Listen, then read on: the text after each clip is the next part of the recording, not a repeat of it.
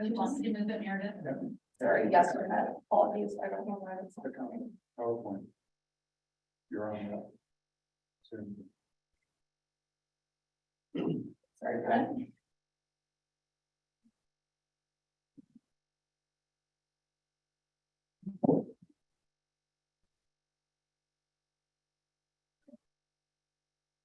Perfect. Okay, so success through partnership. So as you may be aware, the EOWC covers the region of rural Eastern Ontario.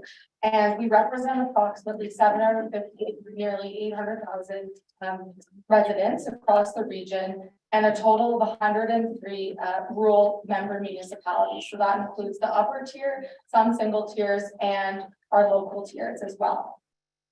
The UWC was established in 2002 and really took off in the early 2000s and was later incorporated as a nonprofit organization in 2008. So here, as I just described, we have our 13 member municipalities. So the EOWC and its governance is made up of the 13 heads of council of the members listed here. And so that's the 11 upper tiers as well as the 2 single tiers, which is the city of Kawartha Lakes and Prince Edward County. So our governance structure is that we meet, our elected officials meet bi-monthly, and we have a chair and vice chair. So our chair, Peter Eman from Renfrew, the warden of Renfrew County, is here this evening, and he'll be talking to you later on. As well, we do have a vice chair, and this year happens to be the warden of Peterborough County, Bonnie Clark. So what we do, so the purpose of the EOWC is to advocate on behalf of the region and bring that rural lens and perspective in our advocacy and in our meetings with the province, the federal government, and our stakeholders and the public. When it was established, the EOWC's initial purpose was to make sure that we combined our resources and had that regional voice and made sure that policies, programs, legislation, communications were strong and we're supporting our rural residents, our services, our infrastructure, etc. So we do a number of evidence-based research on behalf of the region. On our website, you'll see a number of reports throughout. There's a number of white papers on strategic issues of importance from across the region. So this can range from long-term care to infrastructure to financials, to paramedic services and joint and several liability even. So we also do partner with a number of advocacy municipal organizations such as the Association of Municipalities of Ontario, AMO, Roma, the Federation of Canadian Municipalities, as well as our partners in the East, the mayors, the Eastern Ontario Mayor's Caucus, and the Western Ontario Wardens Caucus in the West. So we try to come together as needed, depending on what issue and what consultations are occurring. As I said, we also work with the federal and provincial governments, and we monitor this legislation and are consistently tapped on the shoulder to provide feedback and be that voice for Eastern Ontario. And as I'm sure you can guess, it can be more effective doing it from the region because we are stronger together, and the province can see that we are united on those issues, and it can be an easier process to participate in that consultation as well. So just in the presentation today, I've outlined a number of current and past successes. So recently in this December, and I'll speak to this a little bit more in detail, but an ongoing priority for the UWC has been paramedic services. And it's actually led by CAO Kelly Pender for our working group. So just thanks to Kelly as well. We are doing a refresh of our situational overview, which I'll speak to a little bit more, but just gathering evidence based on each individual county as well as the region. In January as well, we did present on the Roma main stage on one of our housing priorities called the Rural Housing Information System. And we've also launched a large regional project called the 7 and 7 Regional Housing Plan, which Jim Pine and Chair Eman will speak to more a little bit later. So these are just some examples of what we've done in the past year. Earlier as well, we have done a variety of evidence-based reports on long-term care homes. So definitely encourage you to review these as they may be applicable to your strategic, your local priorities as well as your county priorities around capital and operations of long-term care homes. And just a review as well of some of our earlier successes as well related to paramedic services, as I mentioned, as well as Ontario Energy Board, and having successful lobbies. And these are just examples here, and I'm not going to go through them in detail because they were included in your agenda package as well.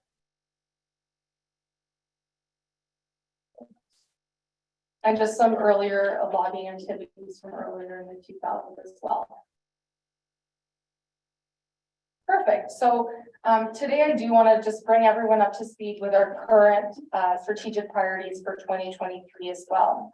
So this year, the EWC got together earlier in March and had a strategic planning meeting specifically around what we wanted to see for the region and what we wanted to focus for the year ahead and beyond. So our first priority for 2023 was chosen to be affordable and attainable housing, which is a continuing one from the past 2 years. So last June, the UWC brought together staff from across both local and upper tiers across the region from a variety of different departments. And during this summit, we were able to gather ideas, share feedback, talk about different advocacy, and create different policies and positions and how we can better work together. So we were able to brainstorm and come up with a number of initiatives, ideas to come together as a region and also better coordinate to advocate to the province. So this is actually where some of our ideas, such as the 7 and 7, were initially born. And so it showcases that the UWC, we were able to kind of be a facilitator to bring together the region at a staff level as well as an elected level. So the project that I just quickly mentioned earlier, the RHIS, otherwise called the Rural Housing Information System. So in March of 2021, the EWC applied for a grant through the Canadian Mortgage and Housing Corporation and was successful, and we did receive $1.4 million from them for this project. It's a very timely day to be presenting on this because the project will be launched in the next month or so. So it's something that your municipal staff have been participating in, and something that you can go on and use as well. So basically what the project was, and we applied through the Housing Supply Chain Challenge under CMHC. And what we wanted to do was fill the housing data gap. We found when you looked on CMHC's website, there was a lack of data available for rural communities, especially those under 10,000 population.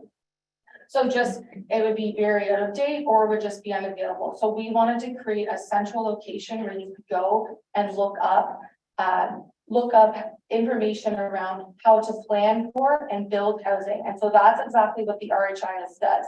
So if you, when you go on, hopefully, you will see that there's a comparison tool. So you can compare across, South Frontenac, Central Frontenac, North, the islands, as well as the counties, as well as different municipalities. So for example, if I was a builder and I wanted to build in Eastern Ontario, I could come to the RHIS and say, hey, I'm not sure exactly where I build, but where are those, where's that data? Where's the zoning? I want to know the demographics. What's the average market rent? So this would be the tool that they could go to build for smaller communities. So they could go and maybe look at the town of Bancroft compared to Central Frontenac, etc.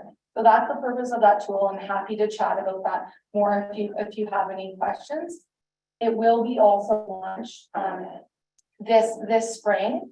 The UWC is the founder of this tool, and we've been building out a prototype with tech firm Energy, and we've been working in partnership with the organization called the Rural Ontario Institute.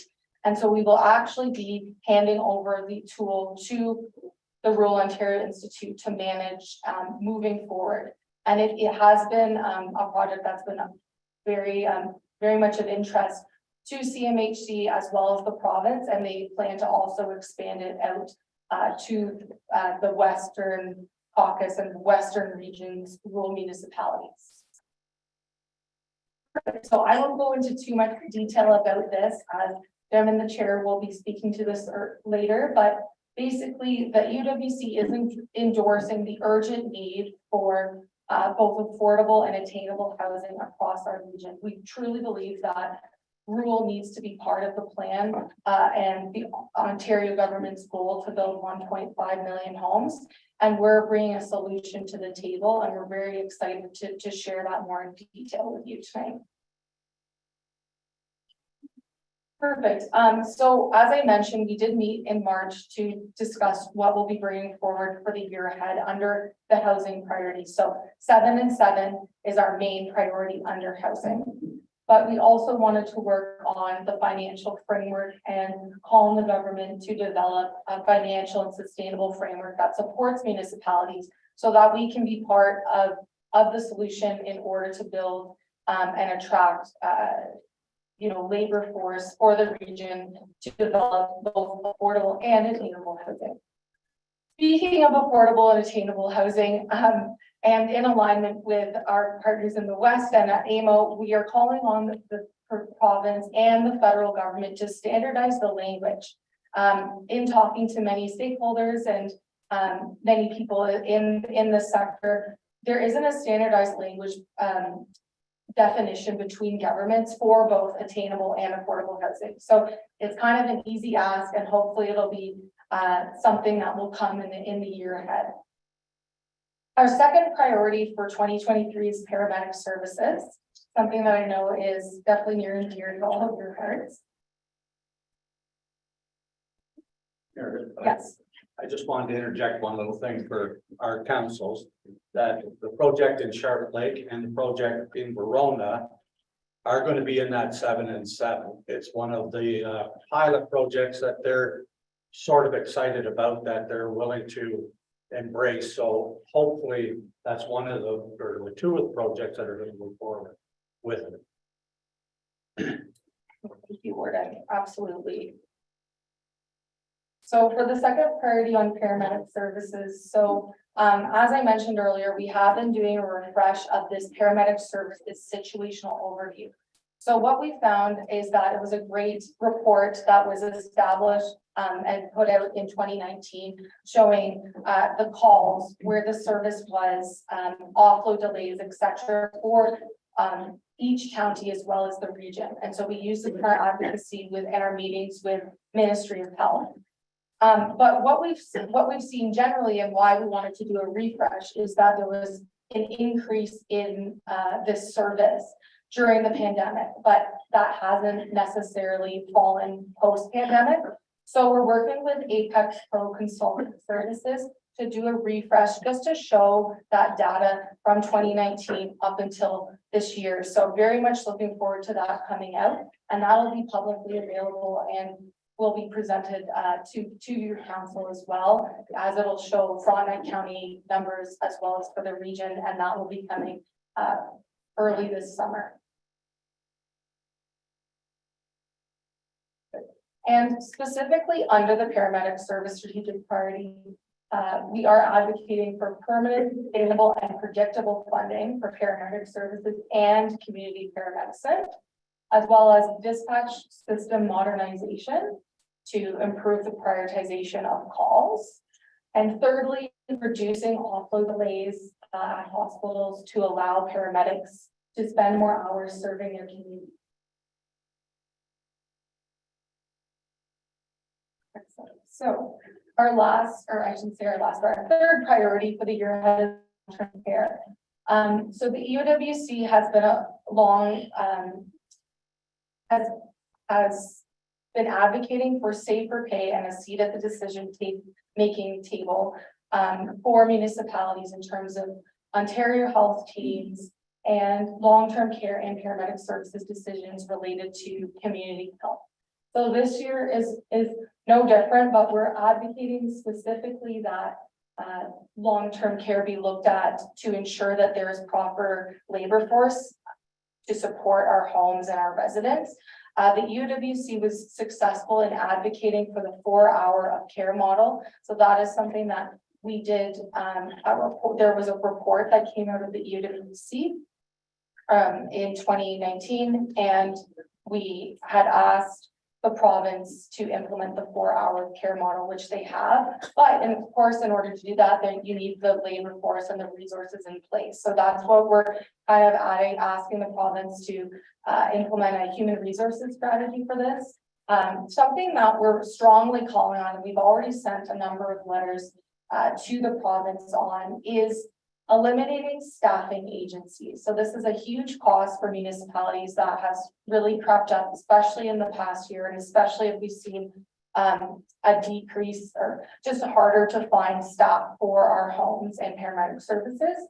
So basically what's happening, and it may not be a new issue to you also, I apologize, but is that our long-term care staff are getting hired by these private agencies by no fault of their own.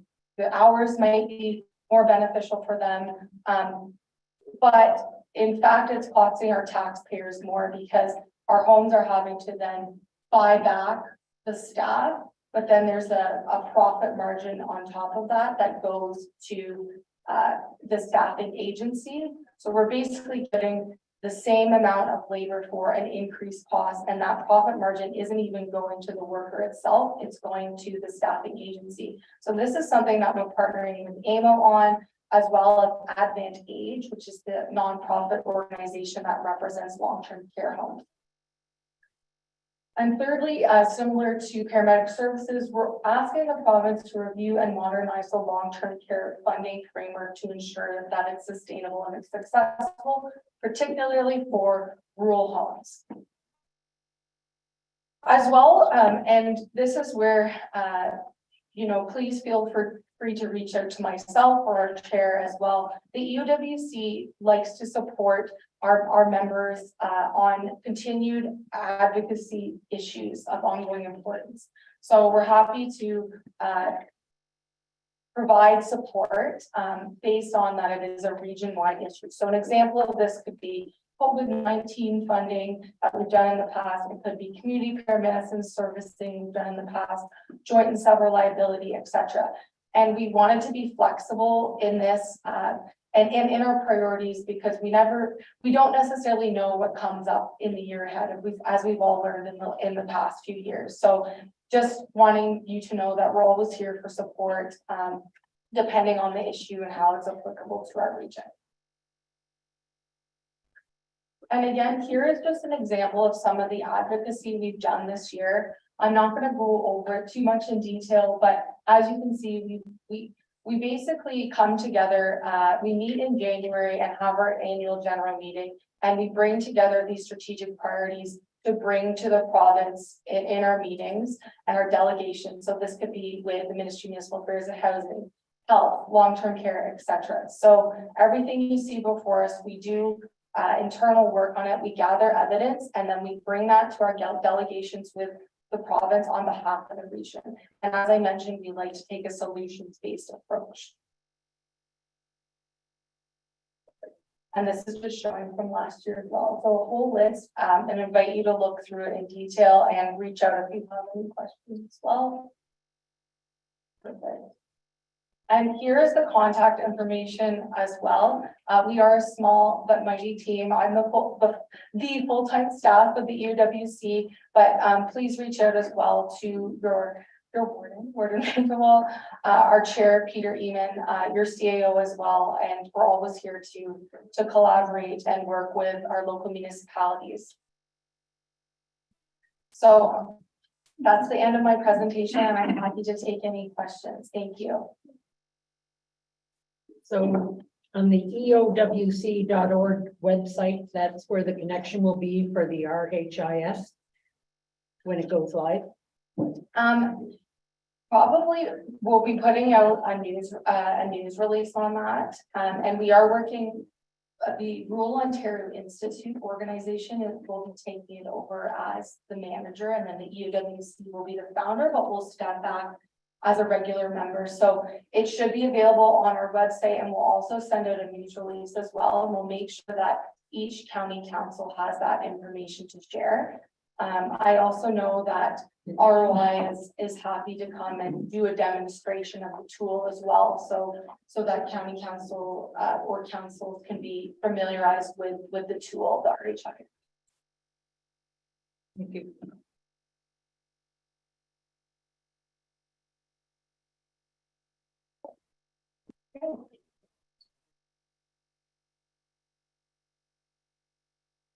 Thank you. And I guess with that, I'd like to introduce the Eastern Ontario Wardens Caucus Chair, Peter Eamon, as well as Hastings County CAO Jim Pine, and present on the EWC 7 and 7 Regional Housing Plan.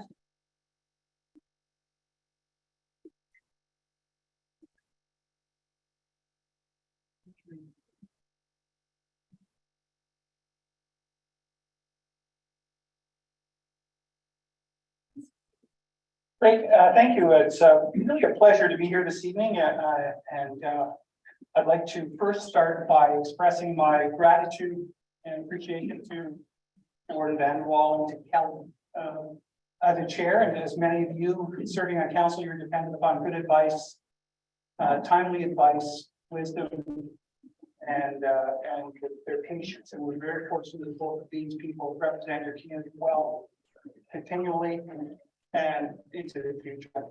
Thank you to both of you for your help in my short tenure as chair this time, but as last time when I was chair, and I was a member of the caucus for 5 years prior, in a previous life. So I'm very grateful for that, and thank you for sending me. And as you can see, we're very blessed with Meredith. We've got good staff who research issues, give us good information, and we co-opt more staff. The staff of 13 municipalities with paramedics, land use planners, excuse me, long-term care, Kelly's office on a regular basis, treasurers, IT. So again, thank you for your assistance in allowing us to develop a good, clear policy that benefits our whole region. I'd like to thank you for the invitation this evening and the opportunity to speak to you about the Eastern Ontario Wardens Caucus 7 and 7 Regional Housing Plan. As the 2023 chair for the Eastern Ontario Wardens Caucus, I'm pleased to be here today and to be joined by CAO Jim Pine, who I think you know, and Meredith, of course, who you've just met and heard from. He's our caucus manager of government relations and policy. I know our time with you tonight is short, and we're going to share the podium, so I'll get started. I believe that I can safely assume that housing, particularly the lack of affordable housing, is one of your council's top concerns. I know it is for the 13 members of the Eastern Ontario Wardens Caucus.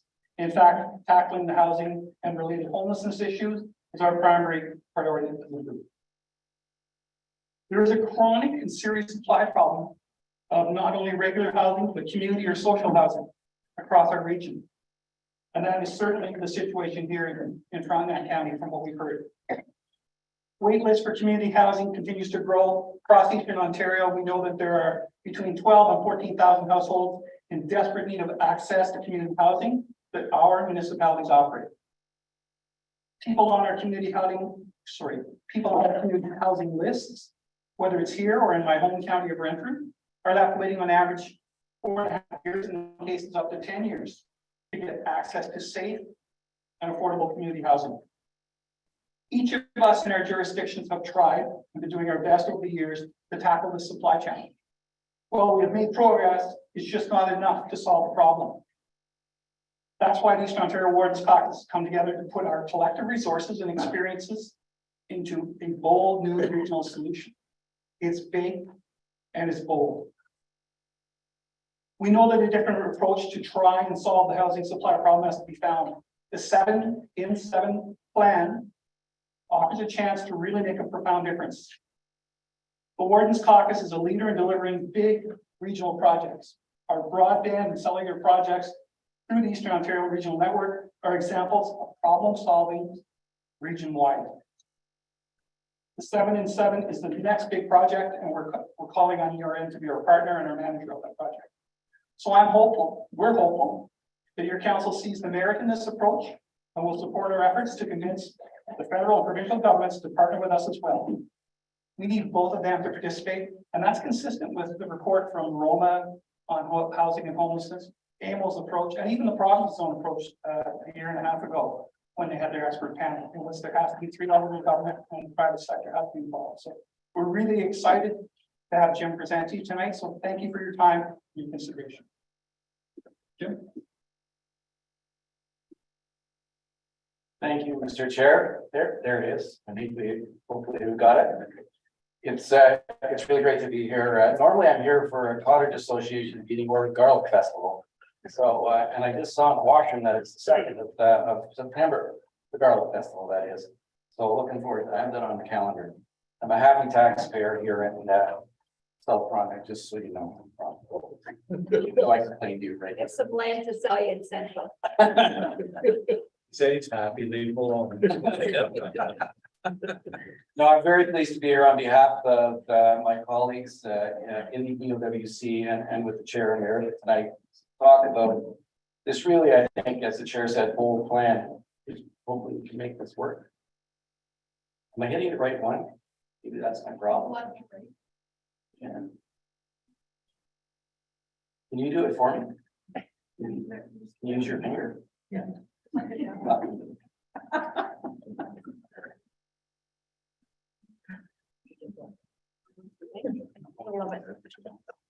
Really better with visuals, if I can say it that way. No? One more time. Ah, look at that. There we go. So as the chair said, this project is going to cover a very large area. The proposed area, of course, is the EOWC service area, which we like to say is about the same size as the province of Nova Scotia. So it's 55,000 square kilometers of territory that we're trying to cover with this project.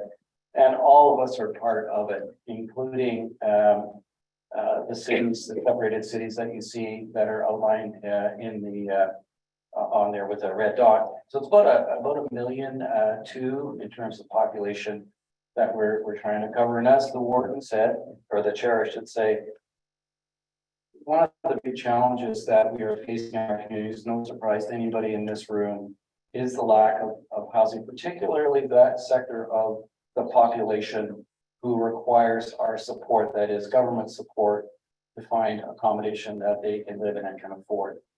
So what the Warden's Caucus has done last year, this Meredith outlined, and we participated in at the summit, was looking at what could the EOWC do to try and improve the landscape for people that are generally the ones who we're trying to serve as consolidated municipal services managers. So those are the folks that are on assistance or who are have income so low that they can't afford to buy. They're looking for us to find space to live. We each have wait lists in each of our service areas. So there's one for Frontenac here. It gets kept by the city of Kingston, city of Frontenac. How do you like that? And of course, in my community in Hastings County, we're the service manager. So we're keeping a wait list as well. And collectively, when we started thinking about the project, there, as the warden or the chair said, sorry, I just came from a meeting with my warden. There are approximately 14,000 households, not people, households. So it'll be much more than 14,000 who are looking for accommodation. And these lists changed all the time. There's some duplication, but generally speaking, that's giving you an idea of the magnitude of the demand. It does not include the city of Ottawa, these numbers. So when we started to think about this problem, we've all been trying to solve the problem ourselves in our own lanes, so to speak, over the years. When we came together last year, we said it's time for something bold and something different, because we've shown that as a region, we can come together on major projects. Here, Lisa's going to be speaking about the cell project, and of course, the broadband project that we did before that, where the wardens came together and said, we have to solve for this, because there isn't a plan provincially or federally at the time around connectivity. We'll come together as municipalities to try and solve for it. And we did on broadband and cellular. You're going to hear about that a little bit later. But this is another opportunity for us to come together as a region to try and fix the problem, solve the problem, to try and house people that need this kind of housing. So people are waiting too long, up to 5 years, sometimes 10 years. If you're Uh, 45 years old, you're probably going to be a senior at 55 before you get into housing. You're going to have a wait list if you're a single, probably 10 years. And as we've said, we need to try and solve that problem. We want to be part of the solution when it comes to more housing in Ontario, as Meredith has said. And we picked this lane, which is the lane that we think we're good at in terms of housing for people who need the rental accommodation. So we're very much picking the spot that we think we have a lot of experience in. We know we have experience, but it's also part of solving the housing situation provincially. And the Wardens Caucus wants to do something for our region specifically with this. So we landed on a plan to try and tackle at least half the wait list. That's where we got the 7,000 units from. And we'll explain why even that is a big challenge for us. But also because of our experience locally, that if we can come together with the private sector, which we are doing more and more of as we're trying to build more houses in our own jurisdictions, then we think we can, working with the private sector, incent them to join us and build additional market rate units, because we've seen buildings that are looking like that now.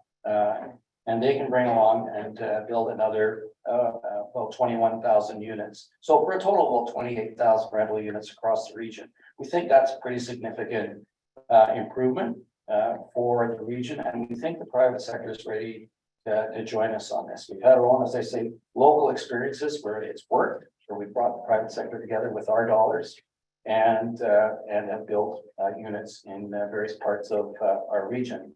What was interesting just this past January, Scotiabank came out with a paper that said Canada needs to at least double the amount of community or social housing across the nation.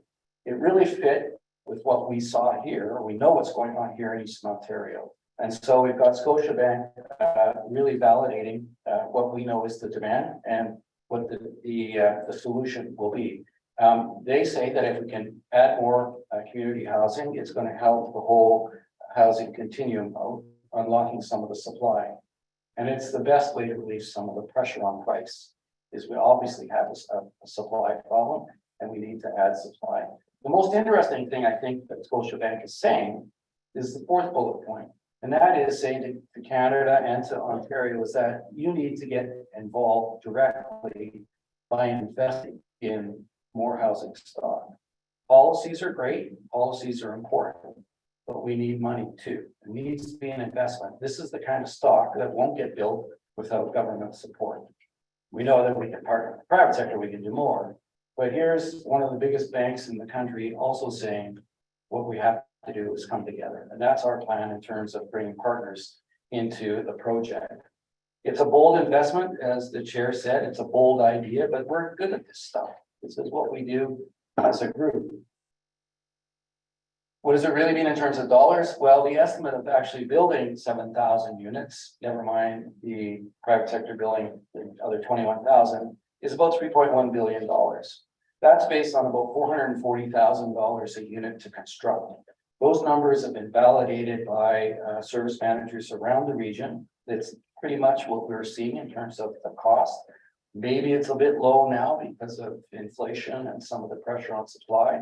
But generally speaking, we've settled on about 440,000 for a unit. So multiply that by 7,000, you get you 3.1 billion. But the good news is it's also a huge economic driver. Residential housing is one of the best economic drivers that you can have in terms of your local economy. And of course, if you're building housing, that means our local workforces are going to get work. And that's great. And that's the beauty of the EOWC EORN approach on this particular project. We will make good use of local labor and local builders. But it has a multiplier effect of nearly $9 billion. So we get the social benefit of housing people, we get the economic benefit of building houses and employing people. So we really think that this is a great opportunity to do the two things: solve for housing, drive the economy forward in our region, which we all are, I think, are interested in doing. What would it look like? When we started to think about how can we make this project come to life, obviously people want to know what it might look like for the region specifically. So it was a pretty simple idea. All we did was, divide Eastern Ontario up into some zones, into 6 zones, kind of like we did in the first, broadband project. Because we know we can manage procurement in a better way when we break it down into some smaller pieces around the region.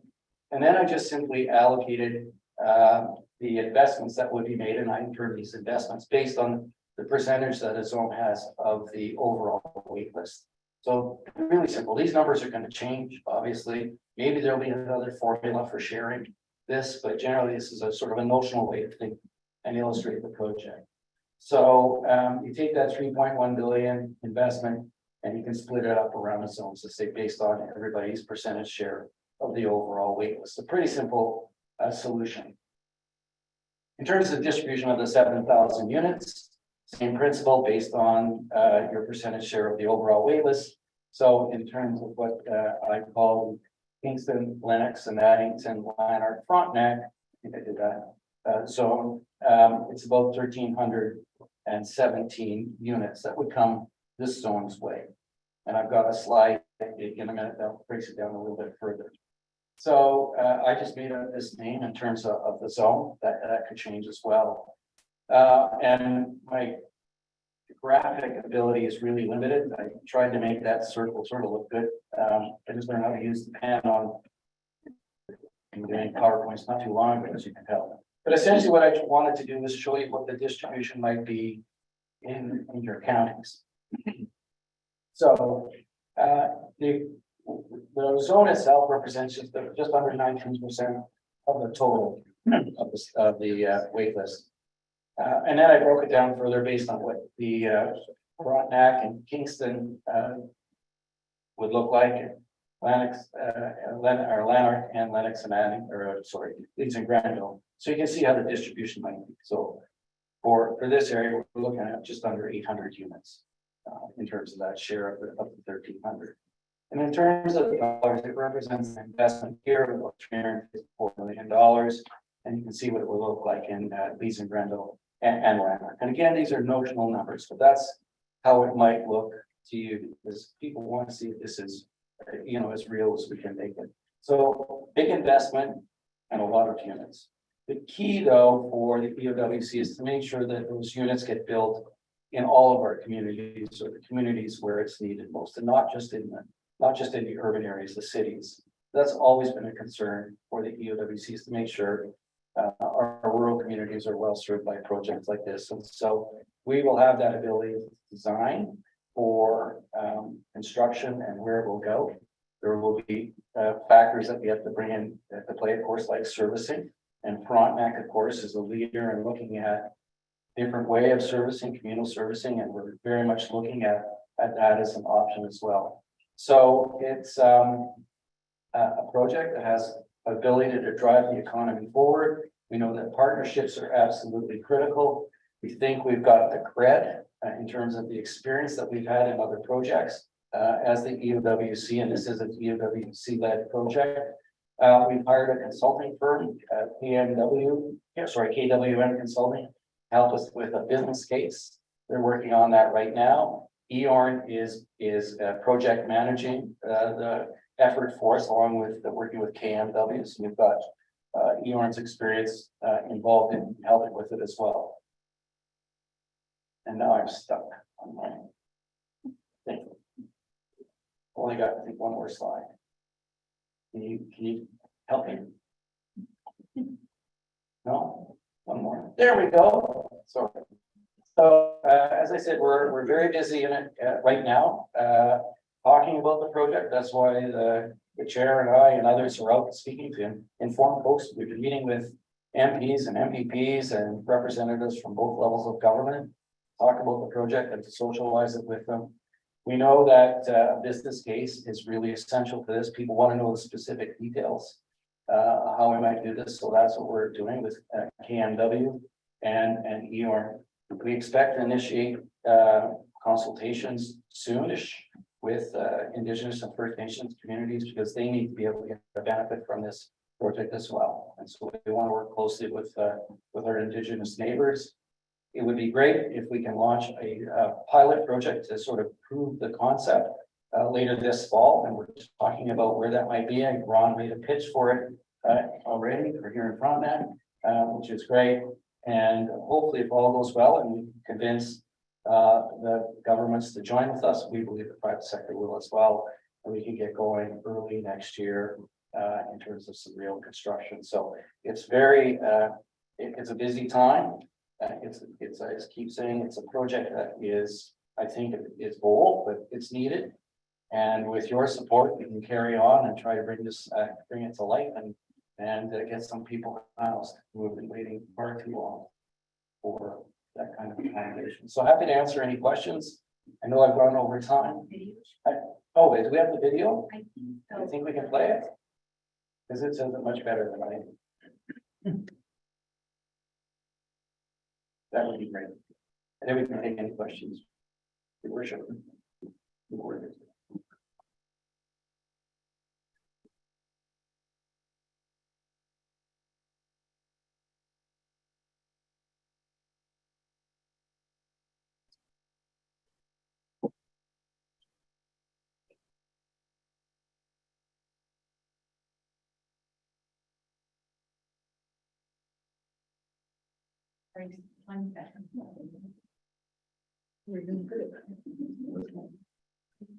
Lisa, the internet isn't that strong here. Could you fix it? And you're up next, Lisa.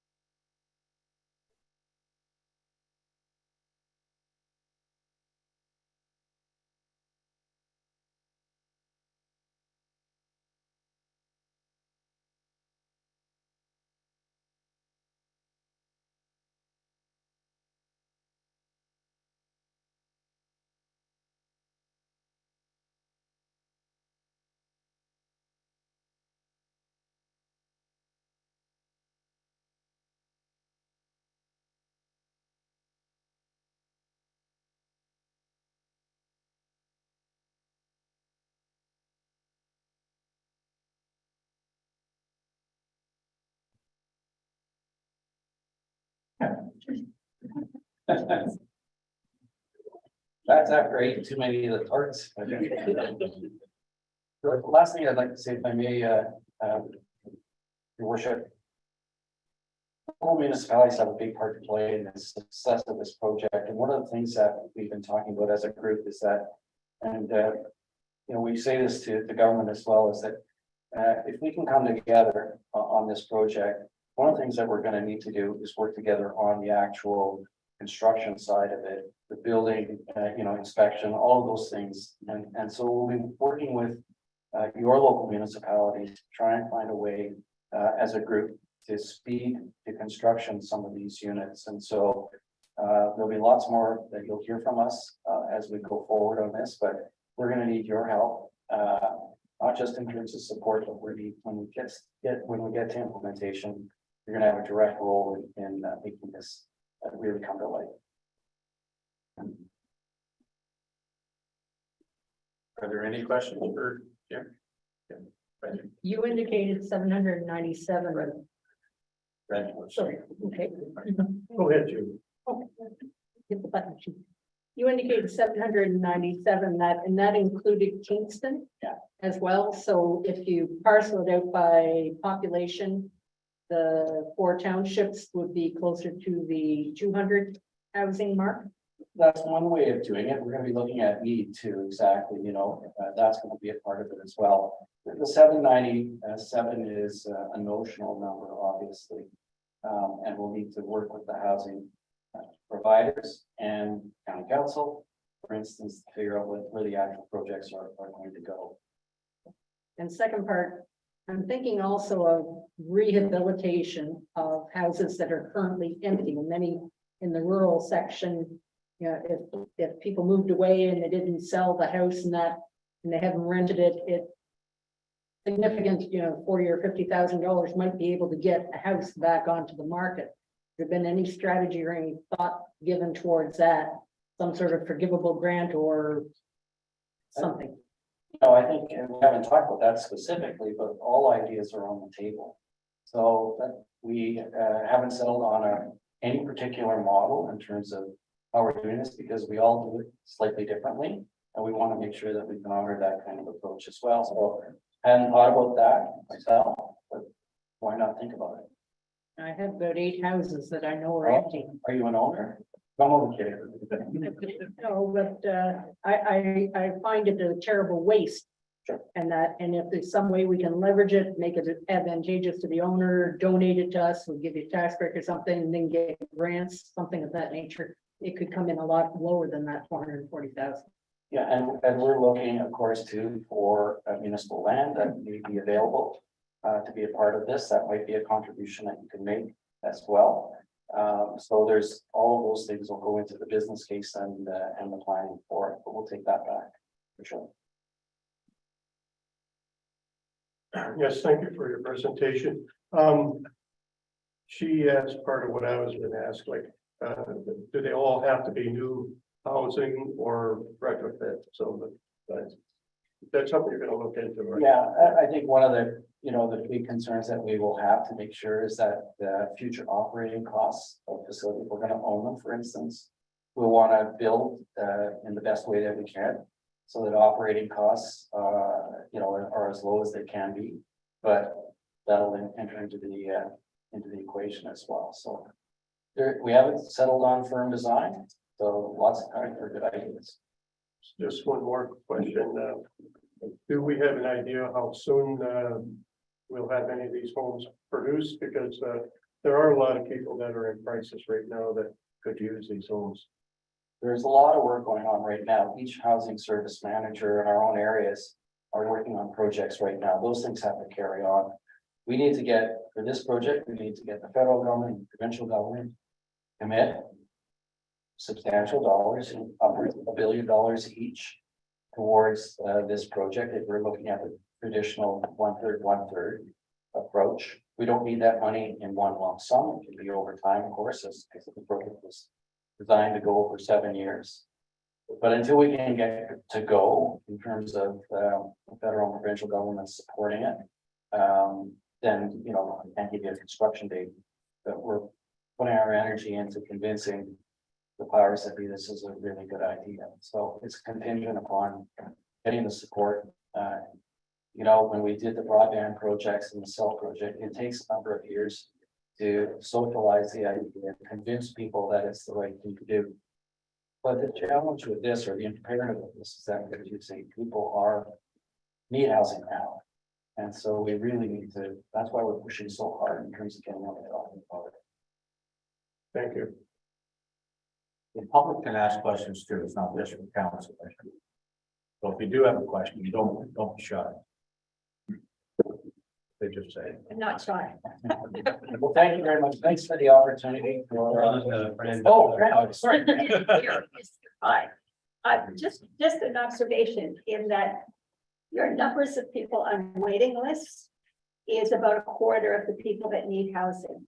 There are so many people that are so discouraged about the waiting list that they just don't even go on it. So I know in my community, we have a business who wants to hire people and they can't move to our community because there's no place to live. So it's probably double what the numbers show, just from the people who haven't got on that list and will choose not to wait 10 years. In the last, you're absolutely right. In the last 2 months, our wait list has grown by over 200 in 2 months. So you know, it's gonna continue to grow and I think you're right, it doesn't represent the true demand. But, you know, this is a pretty big effort for a group of municipalities. I like to say, if we're not solving it, who's going to, you know, if not us, then who? So at least it's an idea that we're putting out there and saying, you know, at the local level, we have a plan. I haven't seen a plan from anybody else, but we have a plan. We want to try. We're good. This is why I say we're good at this stuff as a region. Because we're evidence-based, but I agree with you. I think the demand is much greater than that. But 7,000 or $3 billion project is a pretty good bite for all of us at the local level. And we try to minimize, of course, the cost of the property tax here by getting others involved. Jim, thank you for your presentation. As the board has indicated, we're anxious to be in the front lines of this. Typically, we want to be shovel ready for major projects. What advice would you have for us? What's the background work we can do now so that if this project moves forward, we're at the front of the line? Do you have your checkbook with you? Ron does. Well, specifically, you mentioned communal services. Yeah, all of these things need to be a part of it, but I think we need to be talking about it, you know, with our MPs and our MPPs and those who make decisions, because we really do need that support to make it. We don't have enough money ourselves to go out and say that the EOWC is going to, and its members are going to put $1 billion into this if it's a $3 billion project. We need to work with the private sector. That's how we make our share manageable. But we also need the governments to join us. So anytime you're talking to a member, Mr. Garrettson knows about this particular project for sure, because we had a chance to at least give them some documentation. I think we did anyway. We did with Ted Chu also. With Ted, yes, well, we met. So advocacy is really important in this. And as you know, you'll hear from Lisa and stuff, it takes time to get big projects, you know, going, because we have to explain it to people. And, you know, they have to know that there's the support locally for it in order to get the inertia we're going forward. Jerry, you have a question? More like a comment, more like a comment. Thank you very much. I come out of the social housing industry. I have an idea what's ahead of you, ahead of us. It's more than time that the feds and the province came to the plate and did their fair share. They haven't put any money in for a long time. And it's time municipalities said, okay, it is what it is. Does the MPP for like John Jordan know about this as well? Okay, perfect. We'll be meeting with him tomorrow. It's a great idea to bring that up. Yeah, absolutely. That would be great. Yeah, interestingly, Ontario is the only jurisdiction in the country where housing, social housing, is a local responsibility. Otherwise, it's a provincial or a territorial responsibility, but that was transferred to us. And so, since we have it, you know, we're looking for solutions to make it better. And this is important for us. And John Jordan was with us in Toronto. He also met with us when we did a delegation to the Environment Minister of Communal Services and the regulations for it. You know, he joined us for that presentation. Councilor Maury. Yeah, so my question, I guess, is that housing is never really a thing that you can build in isolation. So has there been given any thought to, is it going to be incumbent upon the local municipalities or whoever to designate private lands or look for, you know, paramedic services, local doctors, these sort of things to introducing rental units and for affordable housing? I appreciate that, but to try and do that in isolation, I don't think it's sustainable. So I'm wondering what thought you given to those other supports that would be necessary for. That's a really good question. You know, many of these people are already living in our communities. They're either living in large group numbers in houses, they're couch surfing.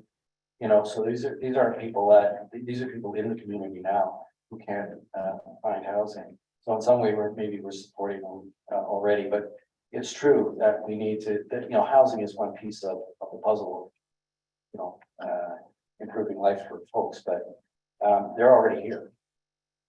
And we need, these are the folks that we're trying to care for.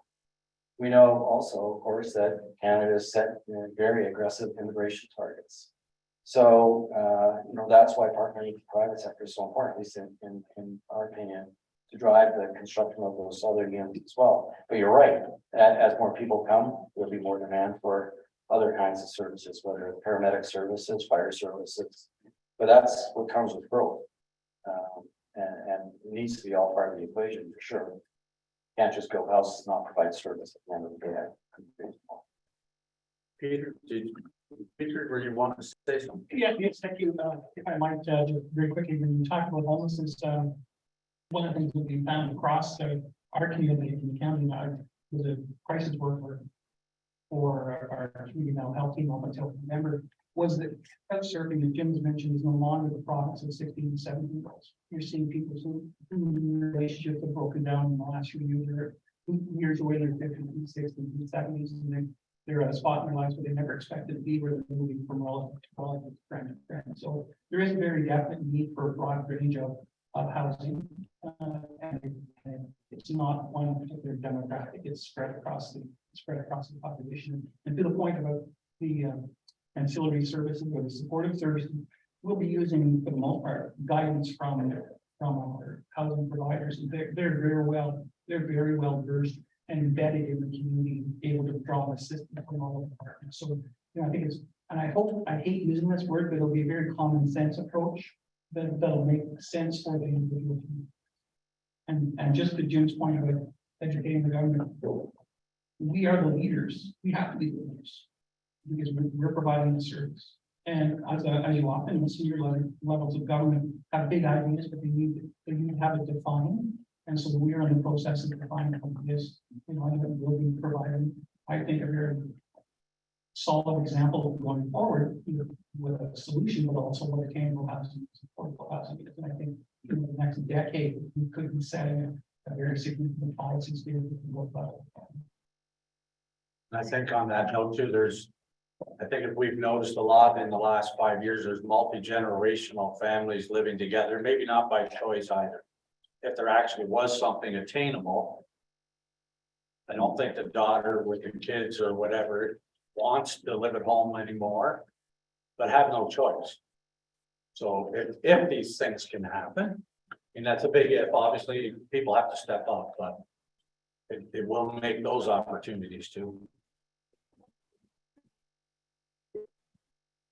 Just going back to the rehabilitation of existing housing, I think that could be a very tantalizing bite for the government if you can sell it, to have a $5 million low barrier type of funding. And then we can take it out to people that actually in homes that need to be rehabilitated. Whether it's a forgivable grant and that, and an agreement that they rent it out at a fair market price, obtain a lower price net for it. And I think that would be a piece that the government might bite at. And if we end up with 10 or 20 houses back into the market that don't even have to just house one family, it might be that it's more for a youth house or something of that nature. I think that you can talk about $1 billion in that, but if you give them something that's really not large, we might actually get some impact to show that this is how, in the rural setting especially, and that in the urban setting, the houses just get tore down and something else goes up, but there are empty houses in the rural setting.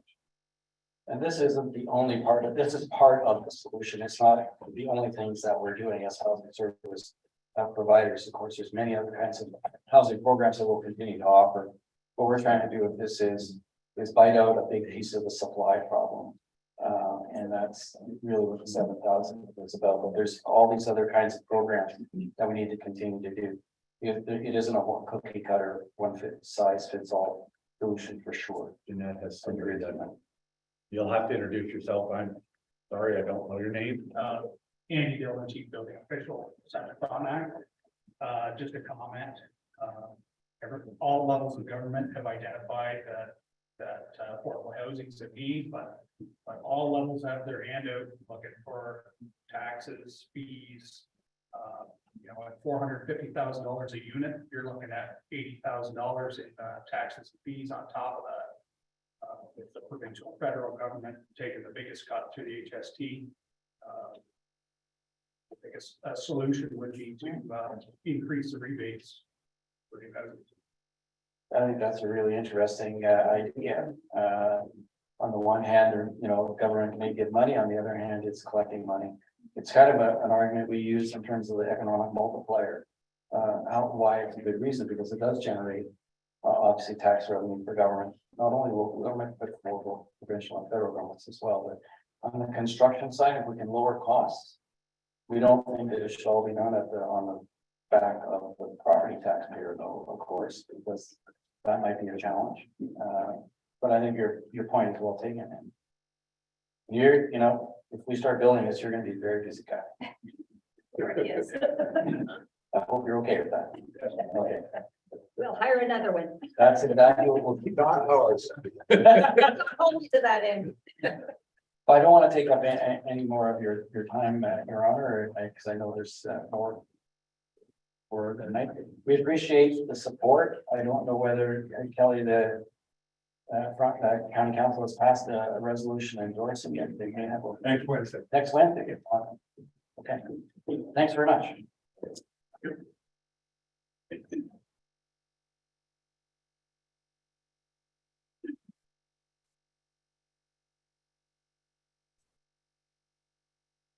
Does anybody need a quick break? Or keep going? It's going to stretch where we are. Sorry.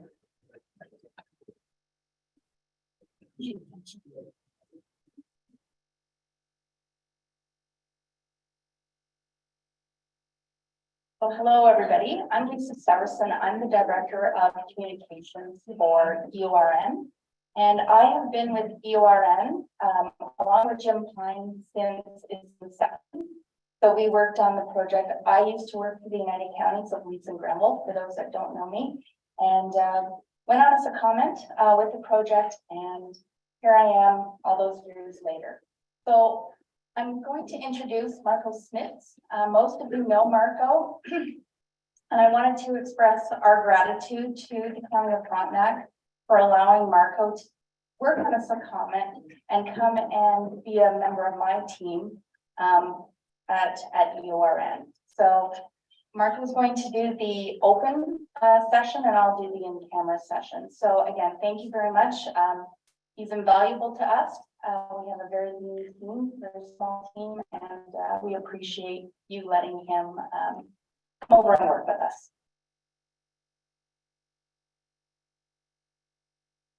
Yeah, thank you, Lisa. And it does feel a little bit like a home game, although council itself has changed a lot.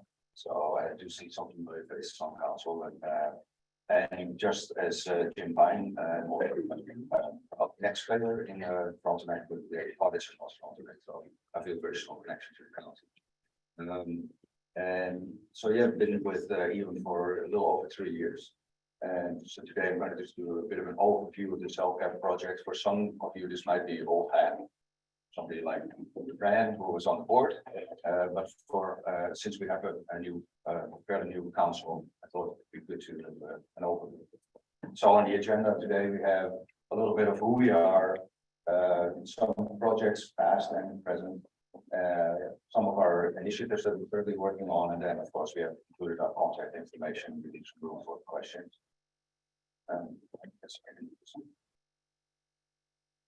Oh, turn it on. Did I? Yeah. All right, so who is EORN and what are our core values? We are a non-profit that was in 2010 created by the Eastern Ontario Wardens Caucus. And we have a creative approach in having public-private partnerships to address the digital divide and support Eastern Ontario communities in general. We are, as Lisa said, we're a lean team. We're at the moment we're 13 staff, and if we don't have an ongoing project such as the self-care project, we usually tone or tune the amount of staff down. So I think in between our first project and this project, there was only 2 permanent staff. And our core values are that we pursue innovative solutions to the regional matters, but leveraging partnerships with a focus on regional orientation. So our projects. Brief history of Eon. So in 2010, what we call it phase 1. It was a project to increase broadband across Eastern Ontario, and some of the highlights that are still beneficial to broadband and cell service in our area was that part of that project, we put more than 5,500 kilometers of fiber in the ground. And a lot of what you hear now of UBF and ASIP projects, a lot of them can leverage what was put into the ground as far as fiber in the first project. We connected 63 business parks to that fiber, and what was budgeted as $175 million bills came up with a value of $260 million. We also negotiated with Bell in 2014 a 10-year rate, reduced rate for people that were connected to the network. And then later on in the history of Eon, and I'll go a little bit further into that when we talk more about the Cellcap project itself. In around 2015, we started advocacy for the project, and much as what Jim was just saying, some of these projects take a long time to materialize. Because we started in 2015 with advocacy, and this year is when we actually had, or last year, the end of last year is when our first towers in the Cellcap project went live. So I'll do a little bit more on the timeline, but it takes a long time for the projects like this. I also wanted to give you a bit of an overview of some of the technology that is involved with, and some of the technology involved in Cellcap project can be quite confusing. For example, fixed wireless is internet that you won't have to see when you're in your home and you're using your router to have your devices connected to it and you walk around. That's fixed wireless. That signals come from a tower, or it can, of course, the signal can also come into your house by cable, but then it's not wireless. So fixed wireless is when you're using the signal from a tower in your house, but you cannot really take it with you. Then the opposite of that is cellular, which is what the Cellcap project is. And so that is that you can travel with your device. You're connected to a tower, but if there's no other tower nearby, you're going to lose your signal and you have to connect to the next one.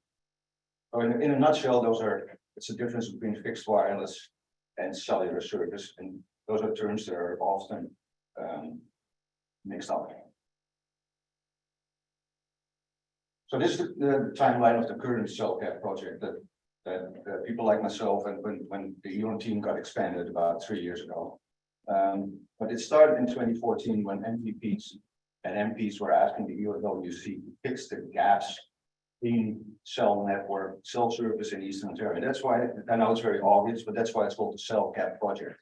We've identified where almost like you consider them dead zones and where they are and trying to fix those gaps. So eventually by 2019, we got the federal and provincial governments on board. So this 5 year advocacy basically. And then eventually we started negotiating. We had an RFP out. Bell and Rogers submitted bids, and eventually we selected through a rigorous process. We selected Rogers as the preferred proponent. We announced that in March of 2021, and then a good year and a bit later, we actually managed to put the first towers into service, new towers into service, because it's not just, you'll see, it's not just about new towers, it's also about upgrading existing towers. Okay, so we are actually in PowerPoint, so I can do this animation. I thought maybe we had a PDF file and I can't do fancy stuff, but what, get ready for it. This is basically what it is right now. We have a cell tower. The outer circle is what is like regular cell service. The light blue circle is standard definition. So that's basically service with which you can do some email and some web browsing and some light data, intensive actions. And then the closer you get to the tower, the more of the heavy, the HD, the high definition functionality you can do. But if you are driving from one tower to the next and there's nothing in between, your service is going to be low. But that's what we're doing. We're putting towers in between that are connecting these circles around the existing towers. And now, so now when you drive, you don't go from your signal. It does drive it home, at least for me it does. And after 3 years on this project, if I see this slide, I get it. So there's, in all seriousness, there's three major goals that we have for the CellCap project. The first one is that we achieved to have 99% of Eastern Ontario where people live, work, and travel on major roadways to be able to make a basic and receive a basic cell phone call. We feel confident that we're going to achieve actually all these goals and exceed them. And 95% is our goal for standard definition in the same area. So we say where people live, work, and travel on major roadways. And that's what I mentioned, that's the standard, like some email and some web browsing. And then 85% we are aiming for high definition. And that could even be to the point where a crew of paramedics is coming down, is coming down from North Frontenac. They're on their way to KGH, and they're already in touch with a doctor in the hospital that could potentially live stream as they're traveling down. And that's just one example. I'll have a few other examples of uses of HD coverage once the project is completed. So where are we at this moment? So there's about 312 approximately, it's quite exact, but things can change. 312 existing towers or sites from the projects already have their equipment on that are being upgraded as part of the project to new with new 5G equipment. And the vast majority of that has been completed. We have 297, but as last count, this is March 15 data of the upgrades that have been completed. There's about 260 new sites, of which 13 are now in service. And there's another technicality there that it's called co-locations. So there's 74 co-locations. It's basically existing towers from another provider that are feasible to put other equipment on. Unfortunately, it's not always feasible to put your as a service provider equipment on an existing tower because of all kinds of restrictions. It could even be because you'll see later on, height of a tower is important. And so if Rogers cannot put their equipment high enough up on a bell tower, for example, then it's not worth it because the signal won't reach people. Like it could be trees or hills or anything like that in the way. Anyway, of those co-locations, we have 15 that are currently in service. We're aiming to have, we're mandated to have a project completed by 2025. And we will also have, just like we had with our previous project, we have service level agreements in place to make sure that what we have agreed upon with the service provider is actually going to be maintained. So some of the benefits of the project, as I said, covers the gaps. But I wanted to give an example of increased capacity because that was a term capacity that took me quite a while to sort of wrap my brain around when I started to get involved in this project. But at the last ice storm, last week, in my house, I didn't have a proper generator. I didn't even really get to keep the sump pump going, but so definitely didn't get the internet, keep the internet going. but I did have my cell phone, and I don't have great service, but I do usually have 1 or 2 bars to the nearby tower, so I could check hydro, the storm damage, and a couple of other things, probably eventually silly things, because you were trying to do something, so you're reading news and keeping up with scores and stuff. Anyway, normally that, I'm probably, there are not too many people using that tower at the same time, but I'm not the only one without internet at home at this point, and I realized that the 1 and 2 bars that I had to my tower, there's probably another 100 people that are having the same 1 or 2 bars without internet and are now using this same tower, and I realized how much effect that had on my signal strength, and that's capacity, and that's part of the SOCAT projects. You might not necessarily, so it's improving capacity as well as actual service. I've already touched on a few of the other things. The economic development opportunities in tourism and experience, of course. Even, yeah, and actually, I think we should almost have like work from the cottage on here. Like extend your weekend by being able to on Friday go to college a little earlier, maybe on Monday is definitely for me. It's a benefit of the project, and we're also developing infrastructure that is ready for future projects. So these towers that are doing one function now, but there's other opportunities and other equipment that potentially take advantage of the towers that are building. A little bit on finance. It's like when I see this slide now after the gym is and Peter talked about the 7 and 7, it makes it look like it's a very small investment, but a $300 million project is, in my opinion, a very large investment, and having achieved that with the collaboration of the EWC and EOMC and EON. So after those 300 million, Rogers is investing at a minimum half of that, 150 million. The federal and provincial government are having another a large share of it, $71 million each, and then 10 million came from your contributions, from the contributions from the EOWC and the participating EOMC members. And of that 10 million, Frontenac County contributed 390,000 roughly.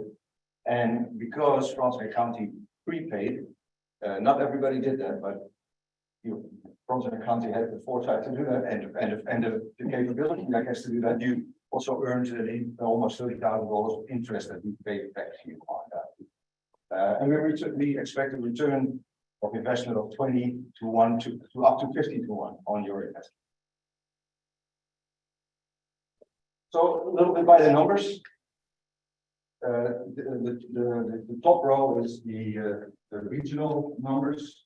So there's the overall numbers of the project, and these are the Frontenac numbers. Of the upgrades that I mentioned, they've all been completed. There's 13 towers that have been upgraded with new 5G equipment.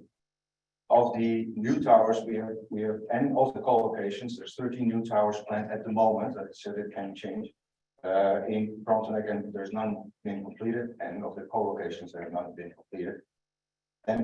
But what I consider an important number is the land use authority number, because of the 13 that are planned in Frontenac, 7 have received land use authority.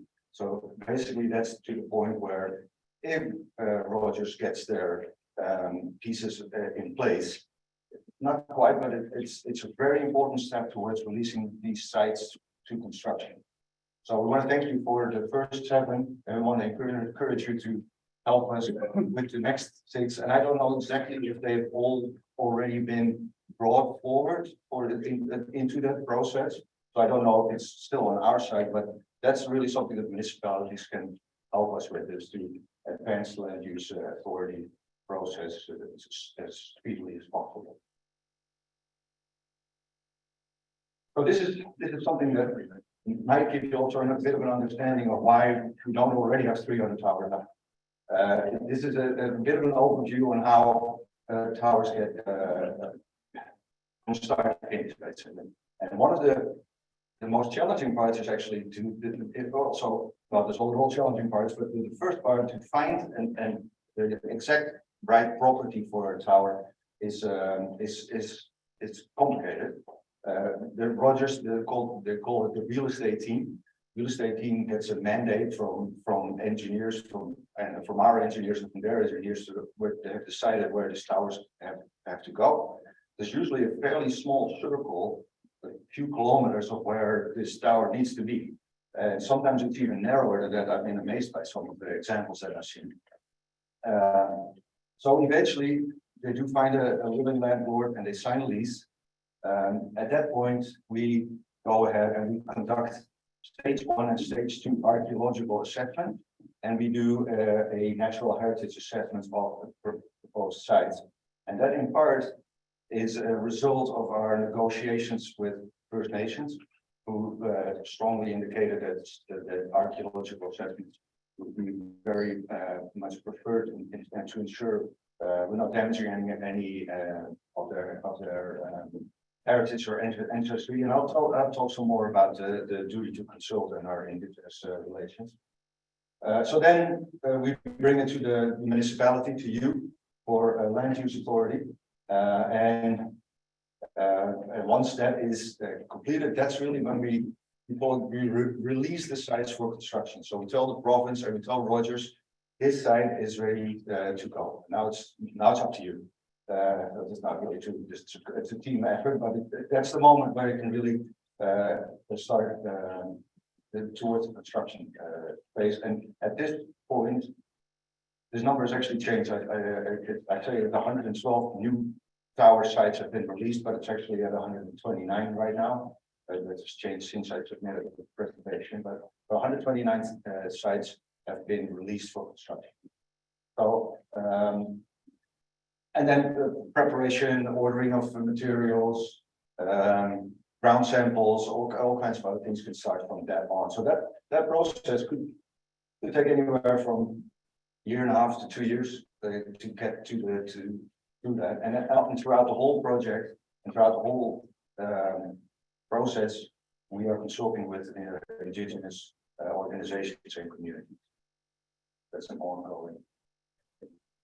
So a little bit about the duty to consult. So the duty to consult has been delegated by the Crown to EORN. We were given a list of 18 Indigenous groups and organizations that we need to consult with. And we consider that like the EOWC and EORN strongly believes that it's a very important part of the project to make sure that the SOCA project doesn't have any impact on territorial treaty rights.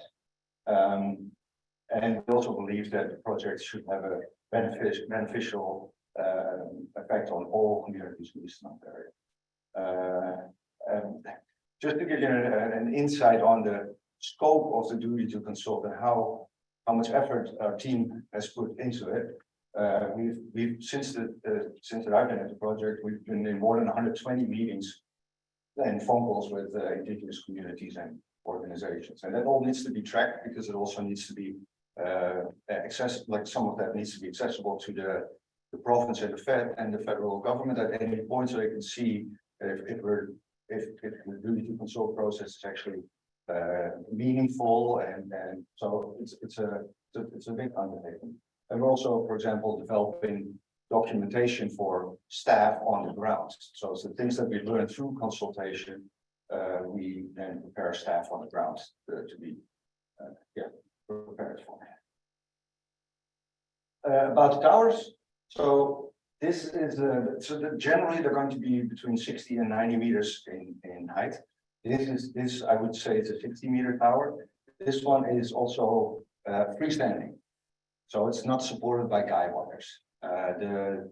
The taller, the 90-meter towers are almost all supported with guy wires.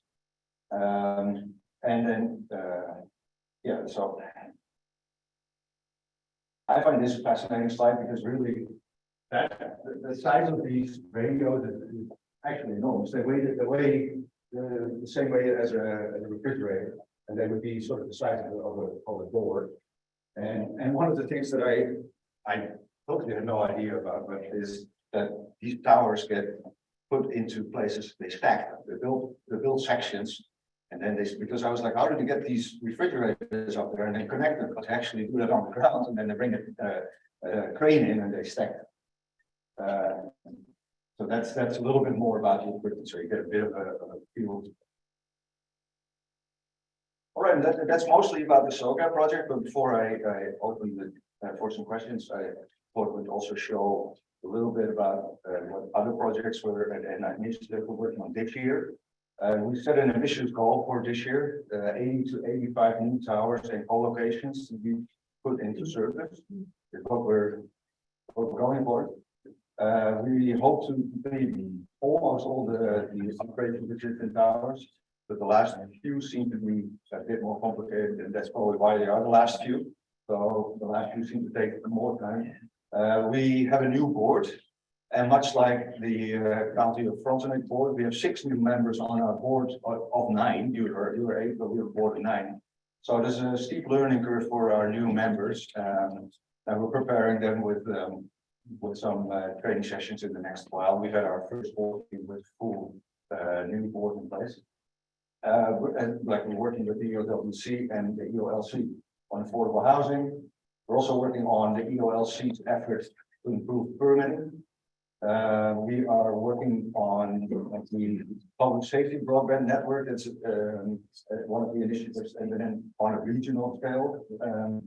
We're also supporting Infrastructure Ontario with the rollout of their broadband program.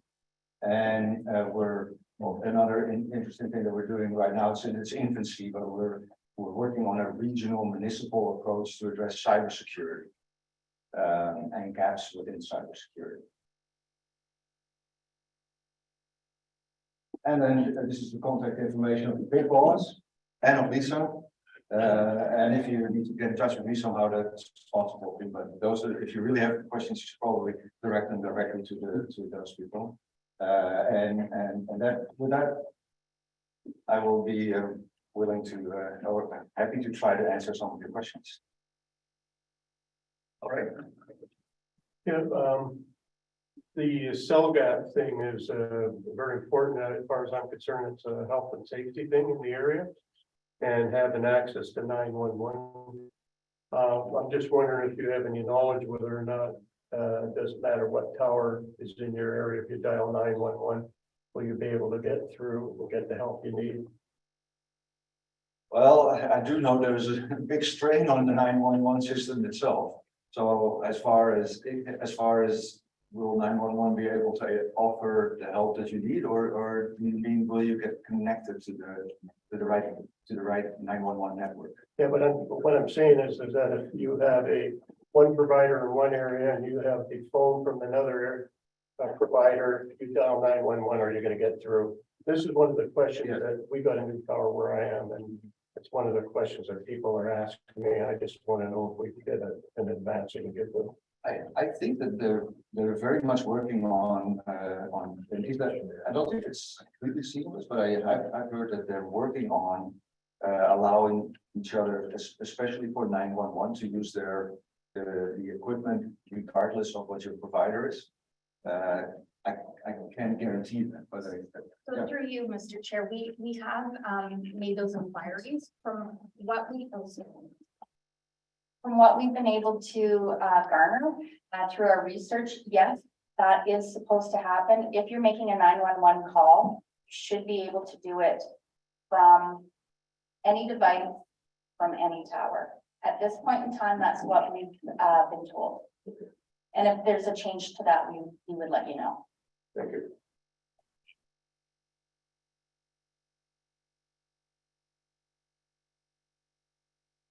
all right. Thanks very much for your attention, and yeah, thank you very much.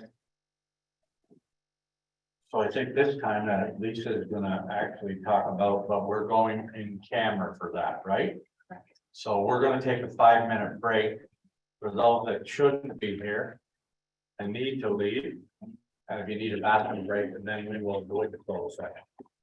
Yeah, thank you.